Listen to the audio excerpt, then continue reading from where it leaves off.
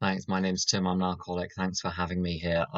Just in case anyone wasn't here at an earlier one, um, I don't really know why I'm doing these. I was asked, and so I'm doing them. I'm not an authority on anything. I just overfilled my teacup and I can barely drink from it. So that gives you some idea of my general competence level in life. So bear everything, bear that in mind with everything I'm about to say. I'm someone who can't pour a cup of tea effectively. Right. So, tradition five, short form. Each group has but one primary purpose to carry its message to the alcoholic who still suffers. And the long form, well, it's barely longer, but it is longer. Each Alcoholics Anonymous group ought to be a spiritual entity having but one primary purpose, that of carrying its message to the alcoholic who still suffers. So with some of the traditions, the short form's really short, and then the long form is like this weird essay. With tradition five, basically the short form and the long form are pretty similar. There's one of the traditions where the long form is shorter than the short form. So if you want a pop quiz, with your friends and family, you can check that out and give it to them later. Right. Now, I covered tradition five a lot in one of the other talks. So I'm going to summarize what I said about Tradition 5 then, and then go on to talk about some other things. Um, a basic idea of Tradition 5 is that, okay, so alcoholism is fatal. Um, Sometimes I'll say to lots of people who slip get come to me for sponsorship. I don't know why, but they do. And I ask them this question. You probably come across it in the big book. I said, "Is for you to drink to die?" And they say, "Well, spiritually, yes." No, no, no, that's not the question. We're not talking metaphorical death, we're talking actual death. So this is a life and death errand for me. The whole of my AA experience is a life and death errand. That means the principal vessel for recovery, which is the AA group. That was the only innovation, by the way, that AA devised. All of the information about alcoholism and its recovery actually came from other people. It came from Dr. Silkworth. It came from Carl Jung. It came from the Oxford groups. It came from Dr. Harry Tiebout. It came from all sorts of people. The unique thing was, as it set out penultimate page of Dr. Bob's story, the unique thing is it's one alcoholic talking to another, and people get each other because of visceral identification, not intellectual identification. Although intellectual identification helps, there's something that happens on a visceral level, which for some reason enables recovery. So that vessel, the group, is super important, which means that it needs to be protected. And I've mentioned this before, but I think this is worth mentioning again. I've been to um, meetings in a major American city. I won't say which one. It was just on a really long island, and it wasn't Long Island. Okay, so I was in a meeting there, and you'd think alcohol would be mentioned at an AA meeting. You can whistle for it there sometimes in some meetings. Every pills I haven't heard of were mentioned. And I identified intellectually, but I'm like, I'm in the wrong shul here. I'm just this is not my place. I know what you're saying, but I don't feel quite the same connection. There was some connection, but it wasn't total. So there's something magical about having the same problem, being the vessel for the solution. Um, Now, I talked before about the problem with the wording of Tradition 5. The wording is at odds with the intention, as is the case with several of the traditions. So when you read the essays of the 1940s and 1950s on by Bill W. about the tradition. Sometimes it bears little relation to how it's commonly understood today. Tradition 9 is one of those, and Tradition 3 is one of those.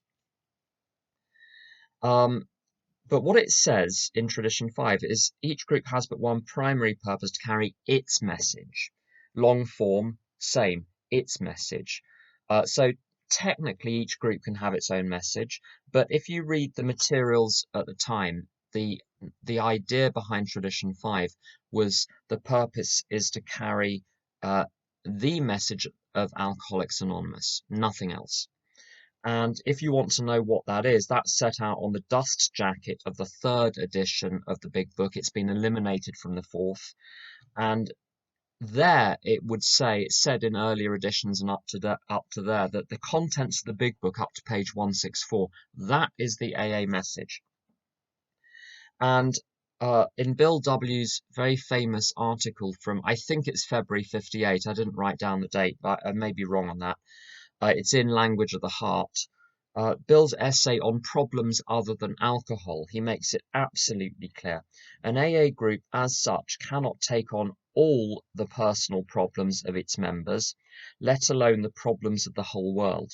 Sobriety, freedom from alcohol. I just want to pause on that point. Sobriety, freedom from alcohol. Sometimes people say, I'm not very sober today. Have you had a drink? No. Well, what do you mean you're not very sober? You may have emotions. You got a problem with having emotions. You're going to have emotions the rest of your life. If you're equating having emotions with sobriety, you're going to think AA has failed because you just had a feeling. It hasn't. If you're sober, something has worked. Now, feeling all zippity-doo-dah, zippity-day is great, but that comes and goes. And also, what does God want? People who are useful or people who are zippity-doo-dah but are no use to anyone? I mean, happiness is great. I have no problem with happiness. If I'm not enjoying my recovery, I'm doing it wrong. But it's not the purpose, it's the byproduct. So sobriety is freedom from alcohol. Really clear. Sobriety, freedom from alcohol, through the teaching and practice of the 12 steps, is the sole purpose of an AA group. Now, what's really interesting is, again, the gap between how the tradition is read off the scroll and what Bill meant. My background is in, I don't have anything to do with it today, but my background is in literature. And the question is, not what did they say, but what did they mean? And you've got to read the letters of the authors. You've got to read their correspondence. You've got to know their personal history. You have to know the historical context. You have to know the political context. It's no good, and I'm going to get this quotation wrong, sewing yesterday's corpses into today's ideological corsets.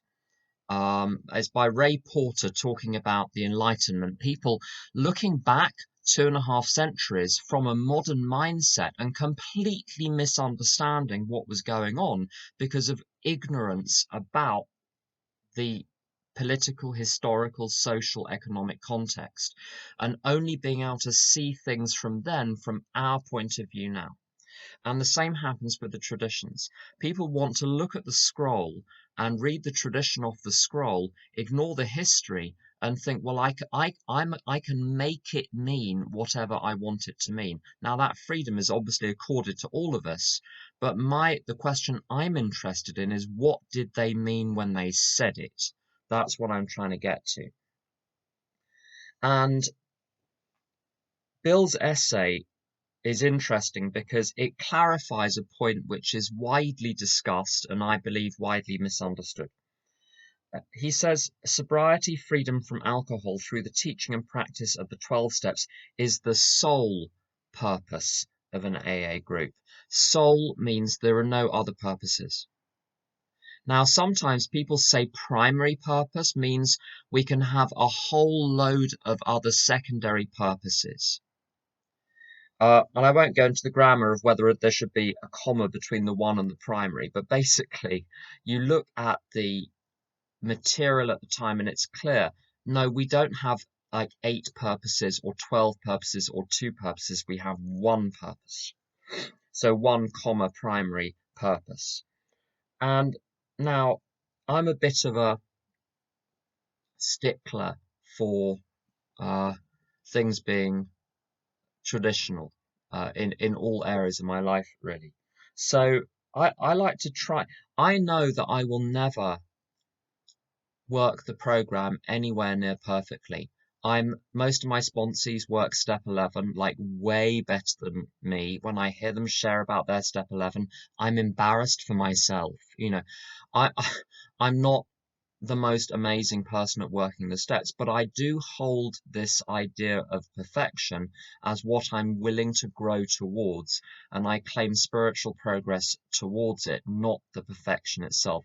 Like if you're guided by the North Star, you're not trying to get to the North Star. You're trying to get to your destination, but you use the North Star as the guide. Um, if you try to get to the destination by looking for the destination, if it's beyond the horizon, you won't see it. But if there are stars to navigate by, you can find it. And it's like that with spiritual growth, is that I keep my eye on the perfection and seek to walk towards that. And then God's will seems to get done in my life one way or another. How does this apply to Tradition 5? I'll tell you. When I'm in an AA group,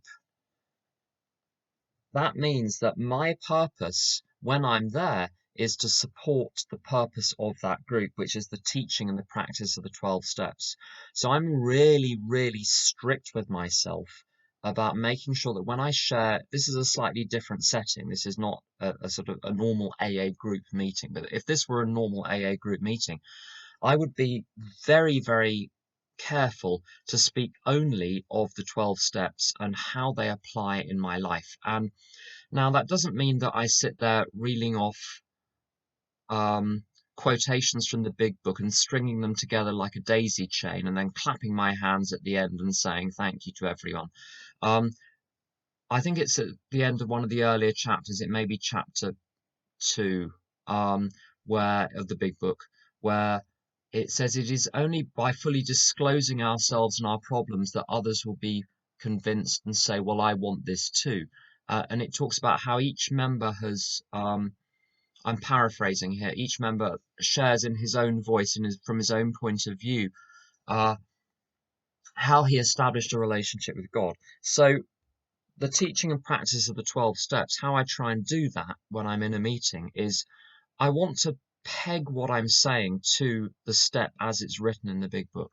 Then I want to explain it in language which makes sense to me, not just quoting, but just re-explaining things I give you an example. It's no good saying physical craving, phenomenon of craving, physical craving, phenomenon of craving, and expect a newcomer to understand it. But if I say, okay, so the big book talks about a phenomenon of craving, what does that mean to me? It means when I have a drink, I get thirstier for alcohol, not less thirsty, in contrast to a glass of water. If I'm thirsty for a glass of water and I have the glass of water, I'm done with water. With alcohol, it's the other way around. So I explain it and then I give my best example.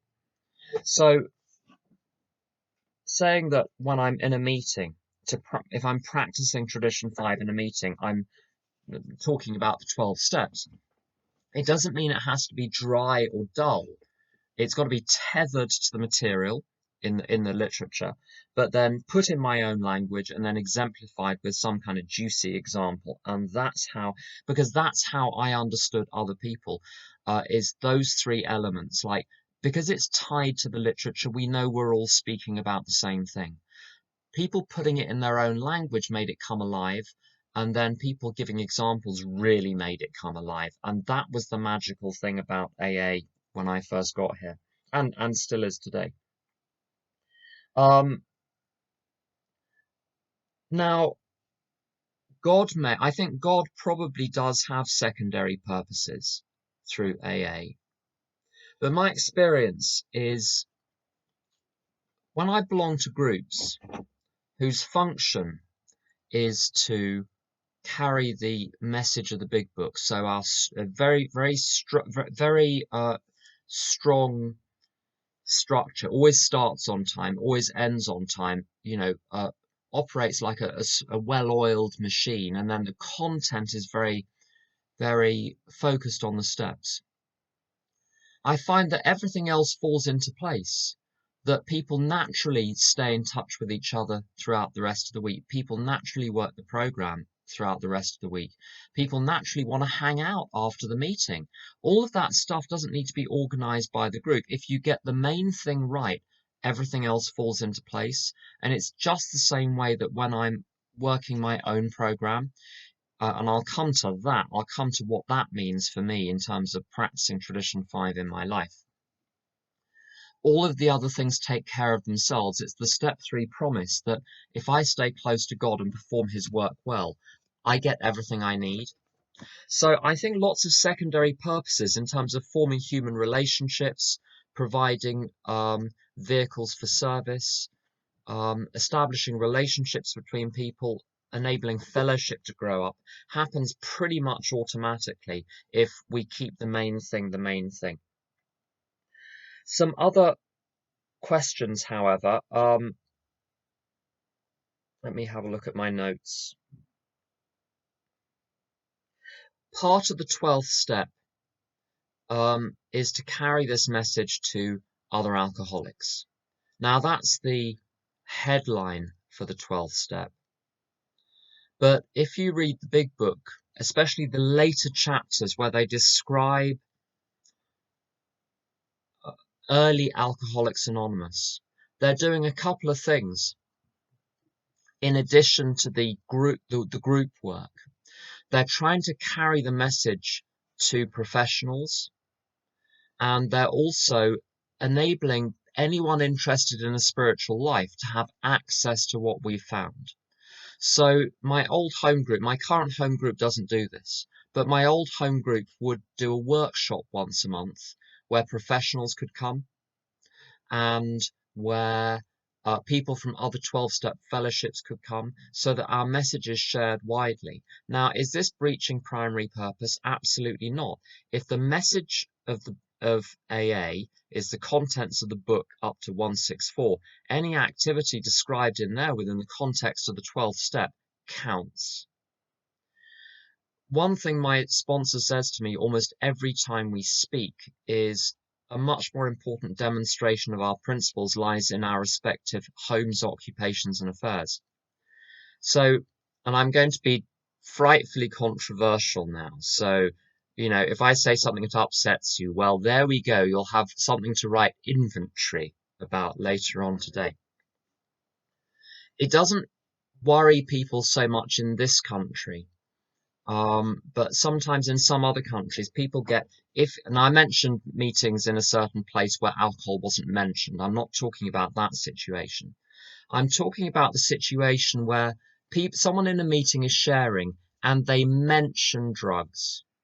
Someone is in a meeting and they mentioned a tiny little problem, hardly worth mentioning, with food or with sex or with romance or with money or with all sorts of other stuff that's killing them.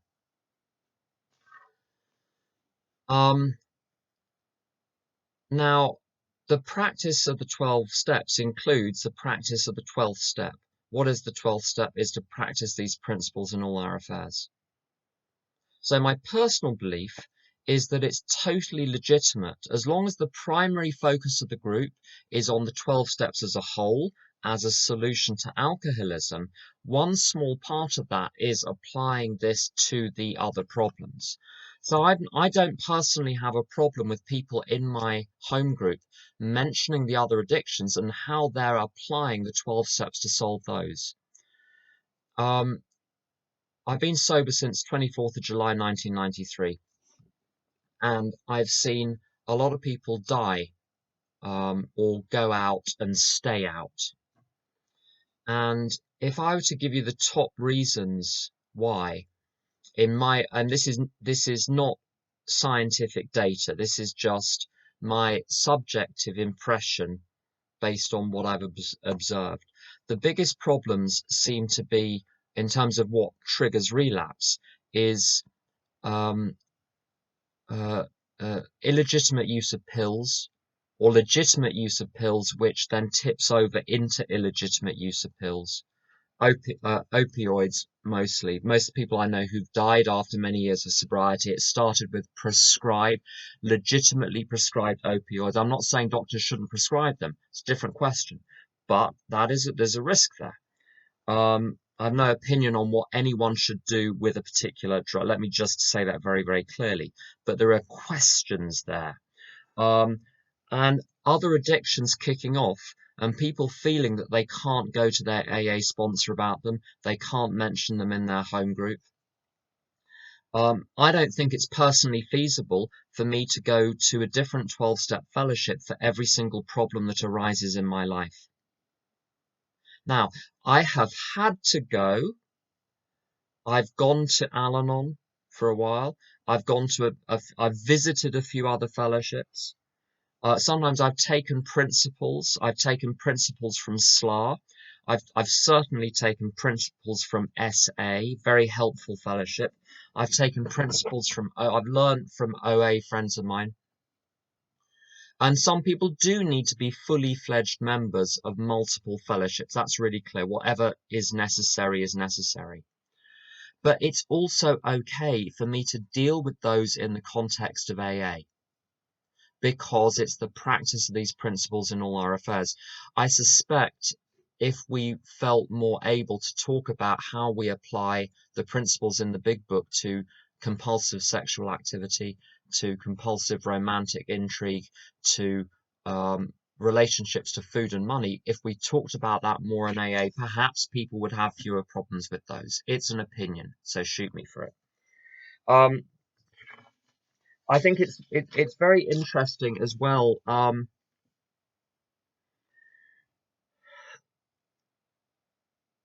This notion of the alcoholic who still suffers, and that can be someone who is new. That can be someone who is 10 years sober or 20 years sober or 30 years sober. And my sponsor is keen on stressing the idea that when you're sharing in an AA meeting, you're sharing not just for the person that's walked in through the door, but you're sharing for the person who is 10 years sober, 20 years sober, and dying on their feet with the gifts of sobriety, the gifts of recovery, ashes in their mouth. How about you share to them as well? Um, There is a notion I've never been entirely comfortable with, which is that the newcomer is the most important person in the room. I think there is certainly a vital need to make sure that whenever a new person comes to AA, this is a Dr. Bob idea. By the way, everything that I'm telling you, I've got from somewhere else. I'm a magpie. So if you don't like it, well, it came from somewhere. I'm the compiler of these things. Anyway, Dr. Bob's idea was that no one who is new to AA should leave an AA meeting without an adequate understanding of what alcoholism is and an adequate understanding of what the solution is. Now, once that's been done, you can talk about whatever else you want to talk about, but make sure that is done. The quicker it's done, the better. You give them too much material, they remember nothing. So my personal belief is that we're all equally important. The big book idea is on page 28, that all of us are children of God, and in a family, no child is more important than any other child. If one child is treated as more, it's very. A friend of mine quotes, I think it's Elizabeth Kubler-Ross, talking about families where one of the kids is really sick, where the other kids are more likely to develop asthma because emotions are suppressed, because all the attention is going on the sickest kid. And that can happen in AA, that all the attention goes on the craziest person in the room. I think equal attention should be given to everyone. Equal attention should be given to everyone's needs. Clancy Not to everyone's taste. I think he's great. Not to everyone's taste. Um, he's helped me a lot. I mean, not personally. I mean, through other people and from tapes. He says there's something perverse about giving people more attention when they're failing than when they're succeeding. Because what you're reinforcing, if you want attention, mess up. And my observation is kids who are like the third or fourth kid of a family, that's often the MO. Like friends of mine have reported this in that like family after family after family. It's the second, the third, the first kid, fine. The second, third, fourth kid acting out to get attention because the older kid is the golden child. And you see this in AA. Everyone is equally important. Um, what else do we have?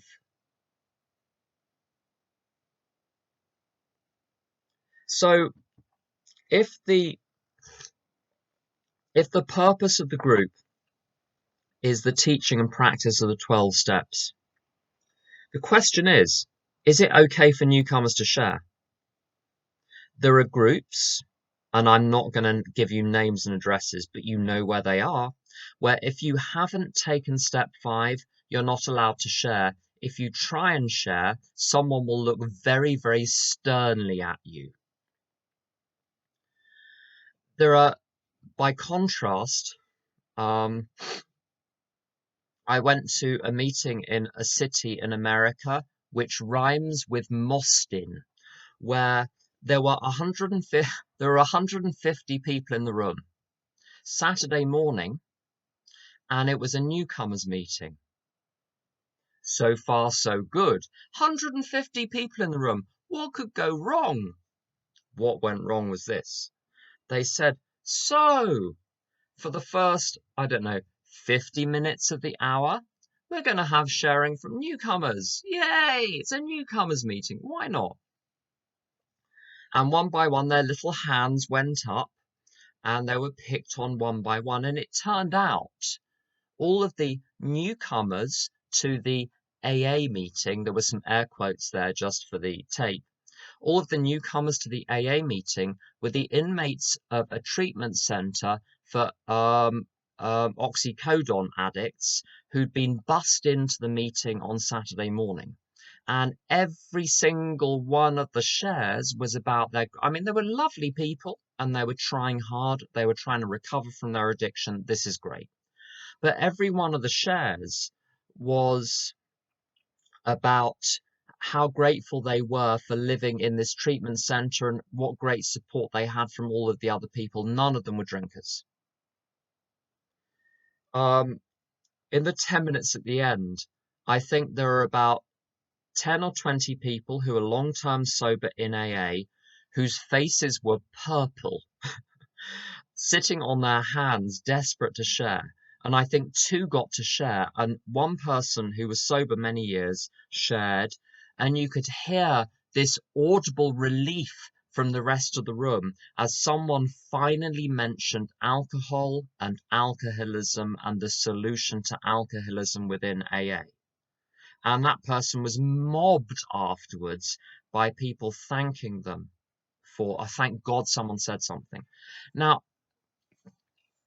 that second format, obviously the format is broken. This is not an ad. The question in a group conscience meeting is how well is the format of this meeting contributing to the attainment of the primary purpose of this group, which is the teaching and practice of the 12 steps. Now, that second group, obviously something was going horribly wrong there. But, and this is a contentious point as well, I think it's super useful for newcomers to share at a meeting, and I mean, it's got to be, it can't, if it takes over the whole meeting, you're defeating the purpose of the group. But a certain amount of newcomer sharing, even though it's not really on the step, because they haven't taken the steps, so they don't know, and it's fine, it's not their fault, obviously. But one thing I've noticed is groups or meetings where, so I run an online meeting 13 times a week, 7 mornings a week, 6 evenings a week. It's a big book meditation in the morning, and it's a big book step study in the evening for members of any 12-step fellowship. I've been encouraged, and I've done it, to pick some newcomers to share. The newcomers who get picked to share come back the next day to hear the message, which is why we're there in the first place. And they've actually said, thank God you let me share, because now I feel part of the room, and I get that. I'm going to speak out of turn here again, but I'm not very keen on conventions. I think they do serve a purpose, but I've been to a lot of conventions in one of the Western states. Now, when Bill said Western states, he meant Ohio. I think he had a map of America which was like cut off in the middle, but anyway, one of the real Western states. I was in a convention there, and they're like 1,100 people, and they called it, the Woodstock of AA and all of that. And you go, and it's like going to the theatre. Can you participate? No. Opportunities to participate, I think, are important. With small conventions, it's much easier. There are ways of grouping people together and having lots of dinners and getting people involved in service, and those work. Like a few hundred people can work very well in my experience. And the Fellowship of the Spirit conferences do a very good job. There are questions about content sometimes, but they do a very good job of getting people involved. The open mic system, the panel system, where the person who's picking the people to speak will just walk around the room and ask the Spirit to guide him and go, this person, that person. Doesn't matter how long they've been in recovery, just get them to sit. It's brilliant. It works so well because it enables participation. Concept 4 talks about participation, and it's really important. What got me hooked in AA was that I was allowed to share, and I didn't have to be well wrapped to share. The other thing, which is helpful as well, if newcomers share where they are, it gives other people a sense of who they're pitching to. So on page 90 of the big book, this idea is explicitly set out. Put yourself in his shoes or her shoes and ask yourself how you would like to be approached if the tables were turned. And if I can hear newcomers, you see, this is why I think if you're going to have the newcomers share, don't have the newcomers share at the end. Have the newcomers share at the beginning. First of all, if they share, they might listen. If they don't get to share till the end, they'll spend the whole meeting wondering what they're going to share. I know, because I've been doing this for 27 years, and that's what I'm like. So I'm guessing the newcomers are like that too. So get them to share at the beginning, so they feel that like they belong from the beginning. And then they've presented their situations, and the sharing can be covertly, not, and now, to the third newcomer who shared, I have these 4 points that the newcomer might take to heart. No. So you telegraph in the message, you incorporate what their needs are into your consciousness, and then let God speak through you to address what the needs in the room are.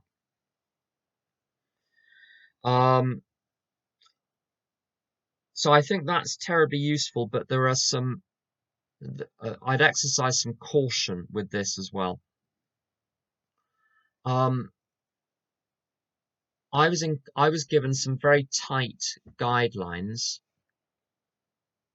when I was new about sharing, and so I give these to newcomers that I sponsor as well. So firstly, I was told not to share beyond the step I was on. So if it was a step 8 meeting and I was on step 1 3/4, maybe that was the meeting I should listen. So not to wax lyrical on steps I hadn't taken. Not to be super candid with unpleasant personal details of my history or even present. I came to AA really unbounded. and enmeshed with crazy people. So I didn't know how to share in a way which protected me. And so I encourage people to be a little bit careful about sharing personal stuff from the past or the present. So to share personal details to the extent that they're non-incendiary or have been dealt with and processed and packaged. And I've often experienced newcomers, sponsees or acquaintances of mine in AA who feel incredibly self-conscious and vulnerable and unable to go back to certain meetings because when they shared, they overshared. I don't mean in terms of time, but in terms of content. So I think it behooves us to guide newcomers about how to share in a way which is useful to the group. And absolutely, can someone who's sober 7 days share usefully to the group? There is valid experience there, but in such a way that's going to protect them. The other thing about having newcomers share, my friend Tom tells this story. This is his story, not mine. He talks about going to meetings in his early days in the People's Republic of Berkeley, as he puts it, the mutant capital of the world. And there was this, I think that he said the topic of the meeting was sobriety as a fundamentally revolutionary act. So this was the topic. When they say, could someone suggest a topic? This was the topic. Great. And it got really abstract and people were quoting like Kierkegaard. And then this newcomer shared and said, hey, I'm like 4 days sober and I'm really hoping that I'm going to stop shaking sometime soon. And it completely brought everyone back down to earth. So I I want to see I want to I want newcomers to be there and visible. Otherwise, it's choir practice. I don't want AA just to be choir practice. If there are no newcomers in the room, there's a problem with the group. If there are only newcomers in the room, there's a problem with the group. So, as with many other things, balance. Um, Someone's mentioned specialist groups, men's, women's, rainbow, whatever is counter to the spirit of step 5, promoting other agendas and priorities in a subtle but exclusive way. Um, so this question comes up a lot. I think we've touched on it in earlier sessions. My experience of special interest groups, I had one as my home group for most of the first 15, 16 years, actually. It was one for about 12 years, and then I switched. And there are major problems in my experience with them precisely because of Tradition 5.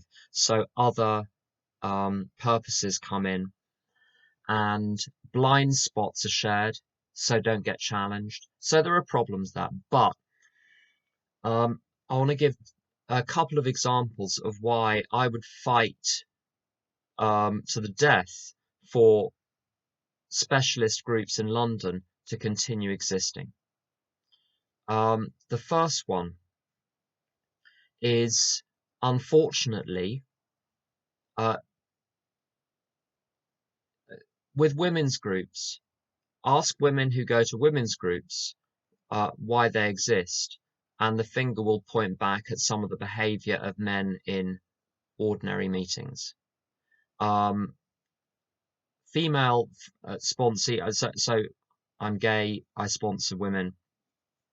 The t-shirt, I've shared this before, the t-shirt in San Francisco, they say the men sponsor the men, the women sponsor everyone. The women sponsor the women, but the gays sponsor everyone. That's the idea in San Francisco. So I sponsor some women. Some of them are incredibly like models, and they get hit on like maybe 15 times a week in AA. If they didn't get hit on, maybe they wouldn't need maybe once a week to go to a women's meeting where they can just relax and not have to be on guard and not just being hit on uh, overtly, but just with, lots of looking, people not guarding their eyes. Um, so listening to why, you want to listen to why those groups exist. Um, about 14 years ago, it came up as a question for conference in Great Britain whether or not special interest groups should continue being listed. And I organised throughout Great Britain a response to this. I made sure that I put all the special interest groups in touch with each other and we coordinated our responses. And what I mean, I've always been on the fence about this. I'm very much on the fence. And I can see the pros, I can see the cons. But one of the pros is a complete was a complete game changer for me. A bloke in Manchester in the UK who went to some meetings in a suburb, who was gay, was pretty badly bullied by people at the meeting, threatened, told not to come back, followed home by a gang. Now, he didn't get beaten up. Are you going to tell me that the gay and lesbian group in Manchester shouldn't be listed in the Where to Find? It absolutely should be listed in the Where to Find. So when sexism and predatory behaviour and bullying stops, once we got rid of those little problems, then let's revisit the question of special interest groups. Bill W. was in favour of them. He said, if in the perception of the individuals who want to set them up, it's necessary. If that's the length you have to go to it. So this is not a straightforward. It's not. I don't think it's a black and white question, and these are just some experiences and certainly some opinions, and people can have that, different views which are valid, and there are different ways of solving problems. I like the idea of the group being a spiritual entity, which means that when I'm there, my personal agendas have to be dropped. So when I'm voting in a group conscience, I'm voting for the good of the group, not simply hoping that my view is going to prevail. And I'm a controller, so I have to be really, really careful. I know none of you are, but I'm a controller and a bulldozer and a manipulator and a punisher. I control through punishment. That's my go-to because that's what I was brought up with. If I want you to do something or not do something, I'll just ridicule you until you do what I want you to do. So I've got to be super careful to be totally neutral in group consciences. And remember, I'm in a spiritual space and that my only purpose is to contribute to the good of the group and to leave any personal agendas at the door. And unity, if the spiritual group is to remain a spiritual group, it needs to remain unified. So tradition 1 totally feeds into tradition 5 as well. So I try to be as respectful as possible in group consciences and to be non-combative. Very difficult for me to do because I came to AA very aggressive. This is after 27 years work on my aggression. Okay. So you just imagine what I was like in 1993.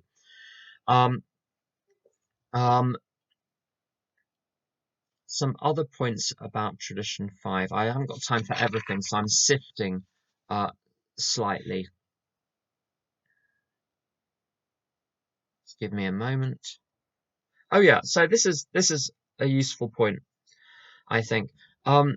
Nearby us, where I live here in London, there were some members of SA, Sexaholics Anonymous. Now, there are lots of S fellowships, as they're called, 12-step fellowships to deal with the various sex problems.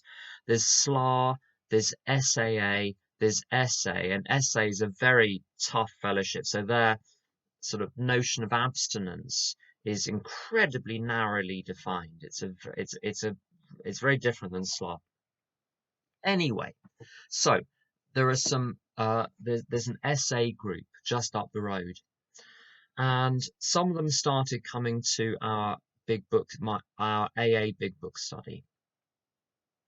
And not strictly, we shouldn't strictly have been letting people in to attend who were members of other fellowships. But under the guise of step 12, what we did, because it was so clear that it's a new fellowship, relatively, it hasn't been going since 1935. The groups are small, they're spread out, there's not much interchange between groups. People have to do a lot remotely. In SA, it's very big in Israel, it's big in Canada.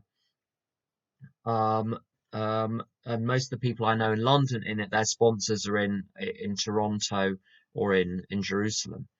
And the question is, what's our role? And what we decided to do was a bunch of us from the group decided to offer our help to this fellowship. And we went and did a bunch of traditions workshops and step workshops, and it was taped, so they've got it for posterity. So we're friendly with these other fellowships. So if they want help, the question is, what is the best way of getting them help in the context of their fellowship without watering down our primary purpose and trying to be everything to everyone? So that was one solution to the question of how do you continue to help people whilst maintaining tradition 5. We did that not within the context of the group activities, but we were approached and a bunch of us just took it upon ourselves to respond in that way, and that was satisfactory. I want to talk a little bit about the personal application of tradition 5. Some people say, in life, my job is to carry the message to the alcoholic who still suffers. And that's a valid view. My view is that carrying the message is the job of the group. And my job is to contribute to that. But my real job is bigger. My real job, so my primary purpose, is to do what it says on page 63, to do two things: stay close to God, perform his work well. What is his work? Jim Willis would say, getting the rest of God's kids their heart's desire. And then you say, but what if they want is crazy? If they want it, help them to get it, unless it's going to harm them. Same like, do your kids need those toys? Wouldn't a monkey wrench or something more useful? No, the kids want the toys, so give them the toys, as long as the toys don't harm them. And I think it's the same. So that's my primary purpose, is to do what I think God's will is, and that has several domains. The first domain is within AA, and that divides into home group, sponsorship, carrying the message outside AA, and work within the AA service structure. And to some extent, I do all four of those. And then there's doing God's will outside, and that falls into three main categories. First one is work, some sort of occupation. Secondly, home and close family and close friends, the people in the inner circle. And then thirdly, community and society. So my question to the higher power is, what should the right balance be between all of those? Now, the problem with the word balance is if you have a set of scales, you've got the same weight on both sides. So sometimes people think that balance is to do with having an equal amount of this and an equal amount of that. I think a more useful image that was given to me a long time ago by the Wimbledon housewife Maureen was, it's rather like one of those complex children's mobiles, above it, those spinning things above a cot with multiple spokes coming out and different things weighted different ways. And what you're looking for is dynamic equilibrium, so that it spins gently, not out of control. And it's not because it's equal, that everything weighs the same. And there are times that I get unbalanced and I need to lean more into sponsorship. There are times I get unbalanced and I need to lean more into my work life. It looks like a low form of service, but sometimes that's what I need to do. Sometimes what I need to do is spend a lot more time on step 11. Someone the other day posed the question, how long should I spend on step 11? And the answer someone gave was, how long have you got? That's a good answer. So what I'm looking for is a dynamic equilibrium which uh, keeps me on an even keel and enables me to maximize my contribution to the world around me. Clint Hodges, very good AA speaker, would say that our mission lies at the intersection of what we have to offer the world and what the world needs. This means I don't have to do everything.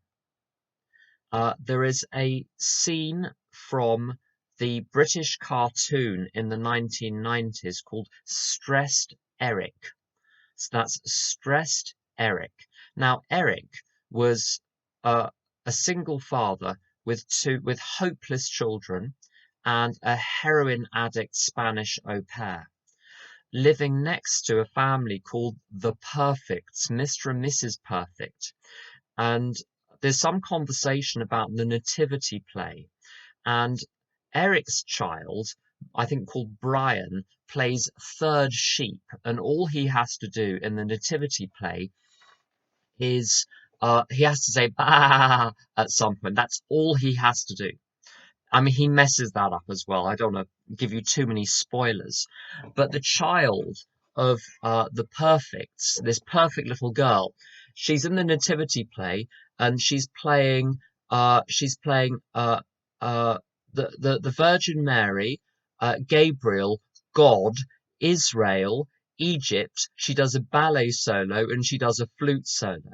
Now, my problem being so I grew up in a household which was badly affected by addiction, although no one knew. We just knew we had lazy people who died a lot. No one ever mentioned alcoholism or addiction.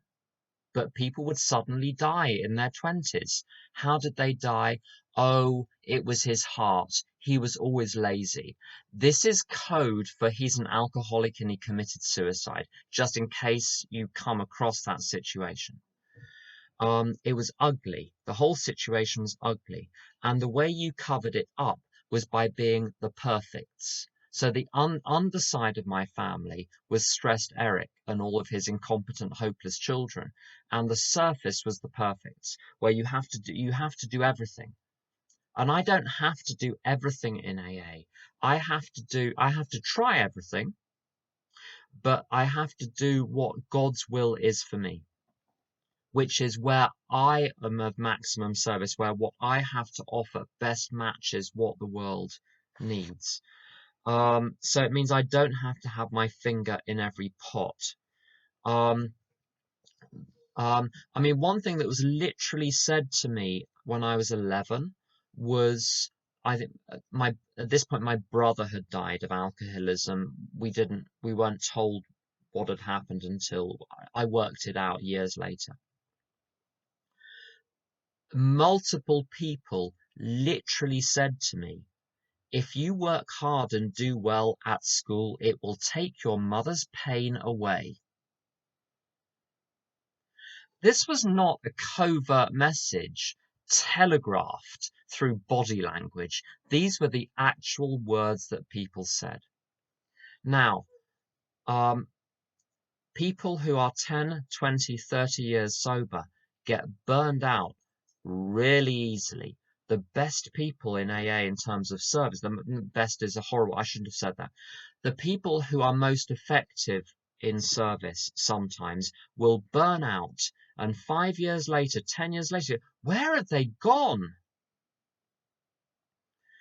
And part of it, if I can share from my own experience, and this chimes with experience I've heard from other people, you say to God, right, what's your will for me? and you make a list of things which you think are God's will for you. What is my primary purpose? To do God's will. Great, you're totally signed up to the idea. You make your list.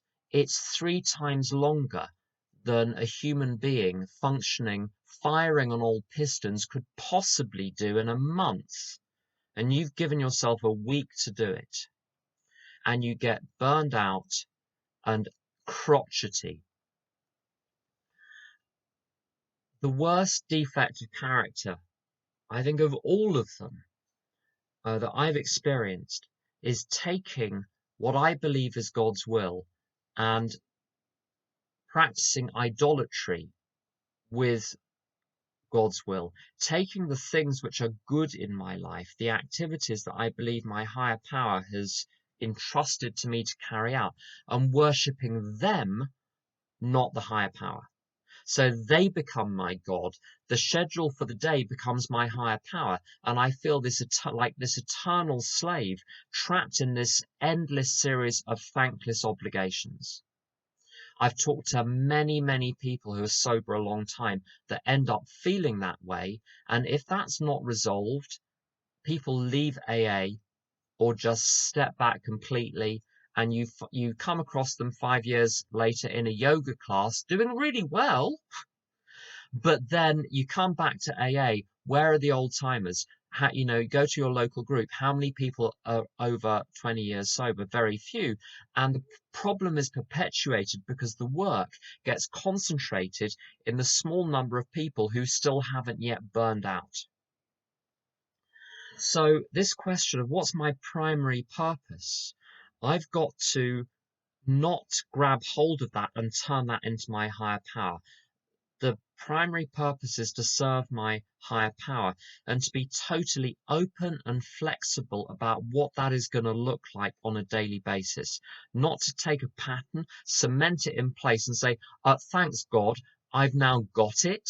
I've got the idea. I'll be in touch if I need anything, but you know what? This is pretty straightforward. So bye. That doesn't work. What I need to do is to say to God, today, what do you want me to do? And there are 2 things and this again is almost heretical to say so. Tom Weston, Father Tom, talks about when he was in meetings in early days, he would hear old timers say, today I've done the laundry and I've mowed the lawn. Today has been a good day. And he said they did not have what I wanted. What, that's all you've accomplished? That's all you've managed today? Seriously? I'm starting to believe that's the case. Don Pritz would talk about we're on God's amusement park planet. If we're not enjoying ourselves, we're missing the whole show. So yes, work has to be done. I do have obligations, but if that becomes my whole life, it'll kill me as quickly as alcohol. And he talks about going slowly from task to task and resting in God in between each task. And as an Al-Anon, I have trouble. I have to force myself to sit down for 5 minutes and let myself stop for 5 minutes and leave the phone off and not answer it. Leave emails unanswered. Tom, who I'm in reasonably regular contact with, I'll ask him how he is. And he's sober 44 years. He's been an Al-Anon 42 years, and he does a lot. He does a lot of retreats and weekends, and he's still working. He's getting on now, but he's still working. And I say, well, what have you done today? He said, I have cleaned 1/4 of my room. And again, to me, that can be success. So what is my primary purpose? Tradition 5 is to do God's will. What's that? I must not get the model of that from the crazy family dynamic I grew up in. That's not where I go for that. I have to go straight to the higher power. And so that can mean having a quiet day and doing almost nothing. And the last point on doing God's will, the Thomas Merton prayer. I mean, I won't recite it now, but go and look it up, the Thomas Merton Prayer. And I'm going to put it in my own language. It's basically, I have no idea what God's will is, but I want to do God's will, and I'm trying to do God's will. And I think, as far as God is concerned, that's enough. So, oh my, that's literally 1 hour. So I'm going to stop there. Thank you, for listening.